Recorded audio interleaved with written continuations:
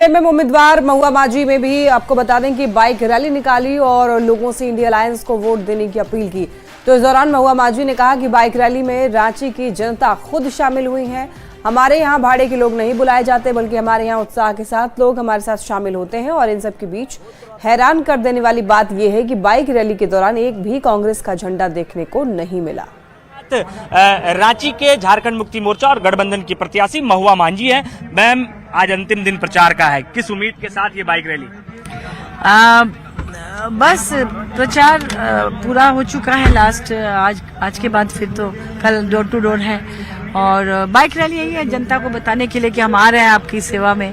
और जनता का जो विश्वास हमने अपनी आंखों में देखा है, अपनी पार्टी और महागठबंधन पर देखा है, उसके लिए उनका आशीर्वाद लेने के लिए ये जो है बाइक रैली है। कि तमाम जो गठबंधन दल के लोग हैं वो अपने अपने तरीके से चुनाव प्रचार करने के लिए यहाँ पहुंचे हैं। आपको राजद का झंडा दिख रहा होगा, झारखंड मुक्ति मोर्चा का झंडा दिख रहा होगा। ये इस वजह से क्योंकि गठबंधन की ओर से ये रैली निकाली गई, लेकिन इसमें कांग्रेस का झंडा आपको नहीं दिख रहा होगा। लेकिन कांग्रेस के एक नेता हमारे साथ है। भैया, क्या है, कांग्रेस नाराज है क्या? नहीं, ऐसा कोई बात नहीं है। हम लोग गठबंधन धर्म निभा रहे हैं, लेकिन अभी हमारे पास अब जैसे कि गौरव आ चुके हैं, 10, 15, 20 लड़के आ चुके हैं। वो लोग झंडा बैनर लेके आ रहे हैं। एक भी झंडा नहीं दिख रहा नहीं। हाँ, ये चीज अभी जस्ट हम लोग देखा और हमारे पास शॉर्टेज था। लेकिन हमारे गठबंधन के जो भी क्षेत्र के जो भी कांग्रेसी नेता हैं वो है ना पहुंच चुके हैं। देखिए, उत्साह तो क्या कहे कि मतलब मने ने बुला रहा है, बहुत उत्साह है। और इस बार हम लोग फुल बहुमत में सरकार बना भी रहे हैं। इसलिए हम एडवांस में झारखंड की जनता को बधाई देना चाहते हैं और लड्डू खाने के लिए रेडी रहे, बस यही करना चाहते हैं। बिल्कुल, ये कार्यकर्ता हैं और इनके अंदर ये उत्साह है कि इस बार हम लोग सरकार बनाने जा रहे हैं। लेकिन अगर आप देखें कि चारों तरफ से जो भी पार्टियां प्रचार प्रसार कर रही है, उनके अपने अपने दावे रहे हैं। कैमरा पर्सन उमेश के साथ गौरव झा, न्यूज़ 18 रांची।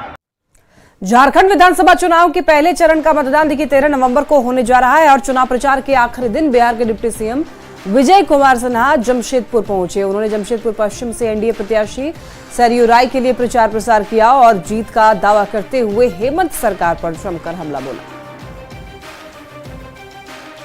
तो आपको बताते चले कि बिहार के डिप्टी सीएम विजय सिन्हा पहुंचे जमशेदपुर। यहां पर उन्होंने सरयू राय के पक्ष में प्रचार किया और इंडिया अलायंस पर जमकर हमला बोला। पहले फेज का 13 नवंबर को मतदान है और उसको लेकर तमाम दिग्गज नेताओं का दौरा जो है वो जमशेदपुर शहर में हो रहा है। हमारे साथ बिहार के डिप्टी सीएम विजय जी हैं, उनसे बात करेंगे। क्या लगता है झारखंड में क्या कुछ मुद्दे को लेकर एनडीए की प्रत्याशियों के बीच आप लोग जा रहे हैं और वोट की मांग कर रहे हैं लोगों से? देखिए, भारतीय जनता पार्टी विकसित भारत विकसित झारखंड बनाने के लिए सत्ता नहीं सुशासन की लड़ाई लड़ रही है। जो अपराधी और भ्रष्टाचारी की जामात को लेकर परिवारवाद की जिम्मेदारी स्थापित कर रहे हैं, लोकतंत्र को कमजोर कर रहे हैं, ऐसे लोगों की विदाई तय करने के लिए झारखंड की जनता मन मिजाज बना चुकी है। और 13 तारीख और 20 तारीख को इसका जवाब जनता दे देगी। झारखंड का सबसे बड़ा मुद्दा हो रहा है बांग्लादेशी घुसपैठी का मामला लगातार उठते जा रहा है, जहां विपक्ष सरकार जो है, राज्य सरकार बीजेपी पर आरोप प्रत्यारोप करती है, तो बीजेपी इस मुद्दे को लेकर खुले तौर से उठती है। तो इसे किस तरह? देखिए, निश्चित तौर पर घुसपैठिए के कारण यहाँ के समीकरण बिगड़ रहे हैं। हमारे जनजाति के भाई को आज जिस तरह से धर्म परिवर्तन के माध्यम से, तुष्टीकरण की राजनीति के माध्यम से, भय और प्रताड़ना के कारण यहाँ की सरकार वोट की राजनीति में बांग्लादेशियों को संरक्षित कर रही है, यह दुखद दुर्भाग्यपूर्ण है। और ये मानसिकता झारखंड को कमजोर कर देगा। मूल यहाँ के जो निवासी हैं, जो झारखंडी और बिहारी हैं, वो पलायन के लिए विवश हो जाएंगे। आज बंगाल के अंदर देख रहा है इसकी दशा। जो असली भारतीय था वो पलायन के लिए विवश है और जो बांग्लादेशी घुसपैठिए है उसका साम्राज्य बंगाल के अंदर व्याप्त हो गया है। न्यूज़ 18 के लिए जमशेदपुर से आशीष कुमार तिवारी।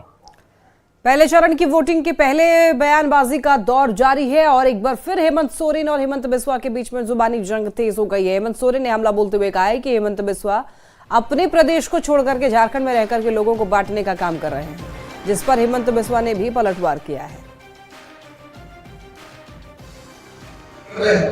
वही ड्यूटी पर थी। यहाँ आसाम का मुख्यमंत्री 1 साल से झारखंड में घूम रहा है और 1 साल से झारखंड सरकार को गिराने का सुपारी दे रखा है।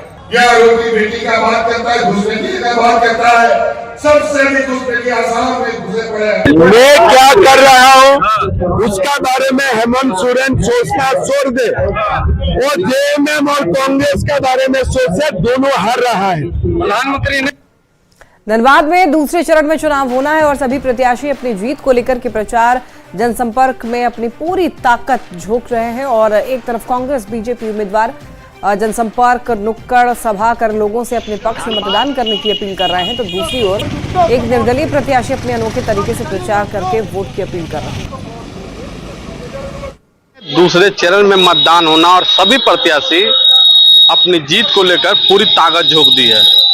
समर्थकों के साथ, गाड़ियों के काफिलों के साथ प्रत्याशी अपना चुनाव प्रचार कर रहे हैं। लेकिन बाघमारा प्रखंड में एक ऐसा भी प्रत्याशी है जो अकेले ही अपना चुनाव प्रचार खुद कर रहे हैं। निर्दलीय प्रत्याशी के रूप में पिंटू कुमार गुप्ता खड़े हुए हैं, जिसको कि सेव छाप मिला हुआ है। दूसरी बार वह फिर से बाघमारा विधानसभा से मैदान पे उतरे हैं और अपना चुनाव प्रचार वह खुद कर रहे हैं। 24 साल से बच्चे लोगों को सुबह शाम ट्यूशन पढ़ाया हूं और जो दिन भर का समय मिला मैं वो राजनीतिक और सामाजिक काम में लगाया।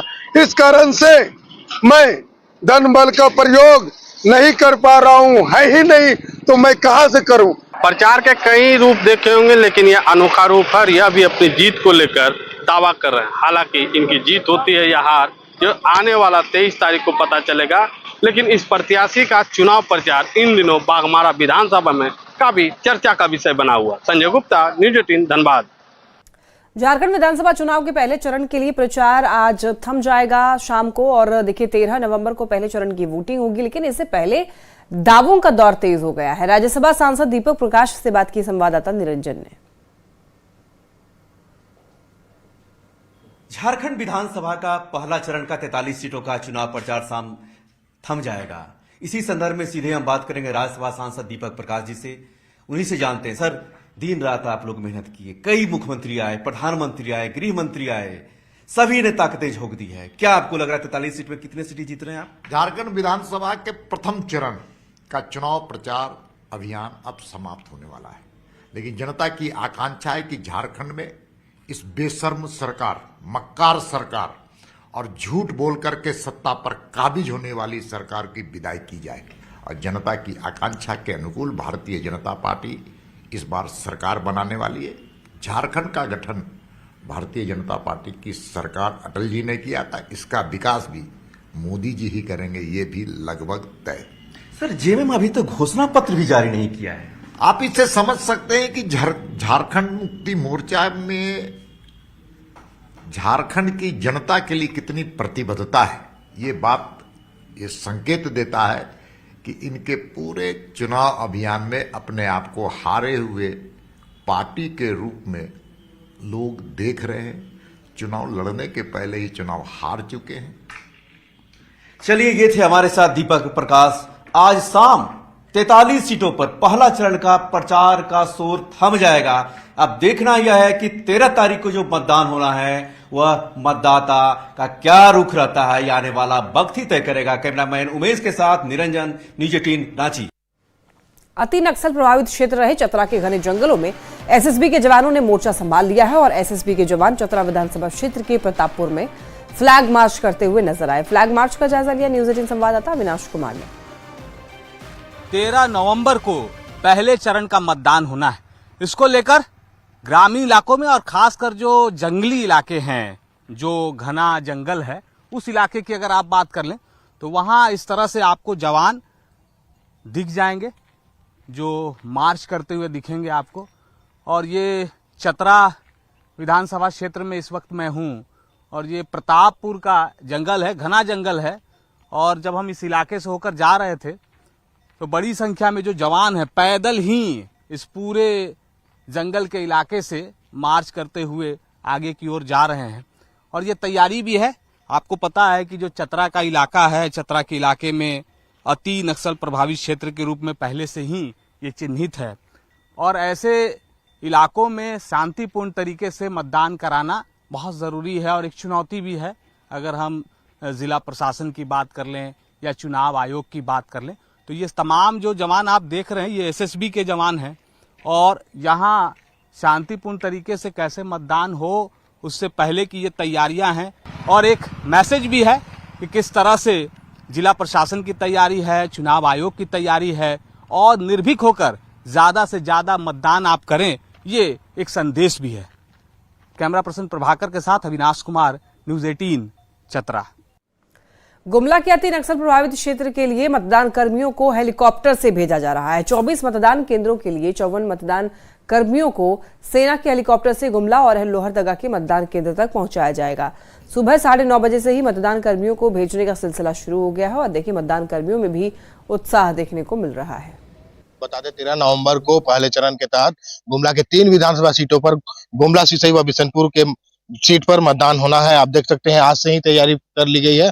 आज बता दें बिशनपुर के कई ऐसे दुर्गम इलाके हैं, वह बोल सकते हैं कि नक्सल प्रभावित इलाके हैं, जहां पर सुरक्षा के दृष्टिकोण से 2 दिन पूर्व ही मतदान कर्मियों को हेली ड्रॉपिंग किया जाना है। हेलीकॉप्टर से उनको अपने गंतव्य तक मतदान कराने के लिए पहुंचाना है। तो फर्स्ट टाइम है हेलीकॉप्टर में। Okay, no problem. ऐसा लगेगा वहाँ पे जाने का पूरी तैयारी तो है? जाने के बाद पता चलेगा, तैयारी तो पूरा है। मेरा गवर्नमेंट मिडिल स्कूल हापुड़ में पढ़ा है। हाड़ुप में।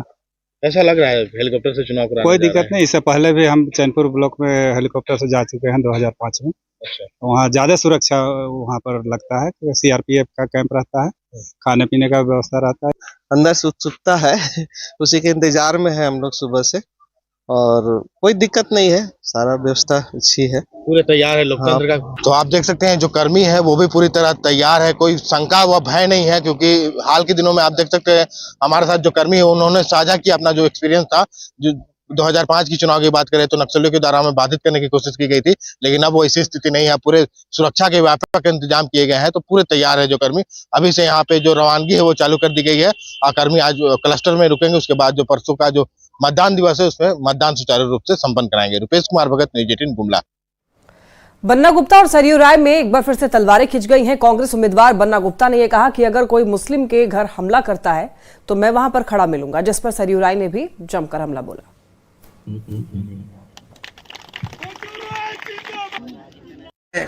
आप कह रहे हो लड़ाओगे, कटाओगे, बटाओगे, तुम कटाओ और बटाओ।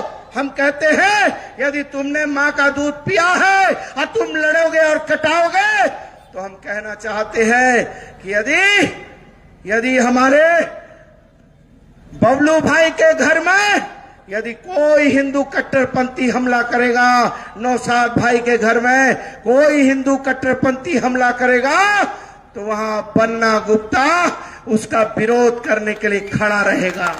इसीलिए उनका एक वीडियो वायरल हुआ जिसमें उन्होंने कहा है कि अगर हिंदू हमला करते हैं मुसलमानों पर तो मुसलमानों के पक्ष में मैं सीना तानकर दीवार बनकर खड़ा रहूँगा। तो ये समझ में नहीं आ रहा है कि जिहादी मानसिकता है। जिहादी मानसिकता को लेकर जमशेदपुर पश्चिम विधानसभा में खास करके सोनारी में कोई सफल तो नहीं हो सकता है। बड़कागांव विधानसभा बेहद रोमांचक मोड़ पर आ पहुंचा है। समय के साथ उम्मीदवारों के बीच जुबानी जंग भी तेज हो गई है। बीजेपी के रोशनलाल चौधरी ने अंबा प्रसाद पर आरोप लगाया है कि उन्होंने क्षेत्र को बर्बाद कर दिया, तो कांग्रेस उम्मीदवार अंबा प्रसाद का कहना है कि एक बार भी झांकने तक नहीं पहुंचते हैं रोशनलाल चौधरी। बड़कागांव विधानसभा में इस बार परिवर्तन की लहर है। पूरी जनता बड़कागांव की लगातार 15 वर्षों से एक पार्टी, एक परिवार से परेशान है। माँ बाप के नाम से आंसू बहाकर, धोखा देकर विधायक बने और पूरे बड़कागांव विधानसभा के लोगों को धोखा देने का काम किया। और जो ये चुनावी मैदान में जो आके जो एनडीए के लोग अपना सक्रियता दिखाते हैं, वो जनता के समस्या को लेकर कभी इनकी सक्रियता नहीं दिखती है। और इसी के साथ इस बुलेटिन में इतना ही। तमाम खबरों के लिए आप देखते रहिए न्यूज़ 18।